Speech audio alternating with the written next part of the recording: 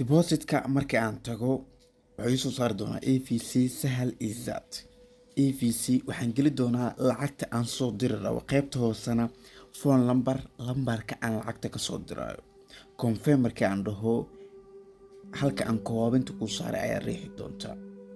ugu dambeyn waxaa riixi doontaa phone number. halkan markii uu ku keeno okay simikaarka lambarka aad halka soo gelisa aad lacagta ka soo diri doontaa.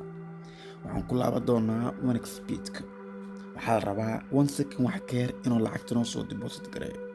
sidaad aragtaan lacagteena inta message-ka ee hormuud noo soo dirin ayay inoo soo gashay one speedkeena. barnaamijkan waxaan kaa saacidi doonaa sidaad active uga dhigan lahayd oo aad u isticmaali lahayd sariflana aad ugu maarmi lahayd.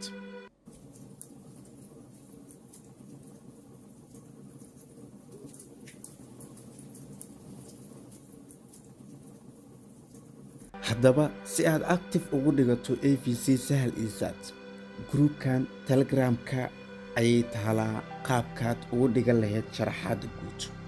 linkiga groupkan ama channelkan telegramka waxaan kuu dhigay commentiga ugu horeeya ee muuqaalkan. fadlan soo daawo muuqaalka groupkaas dhex yaala.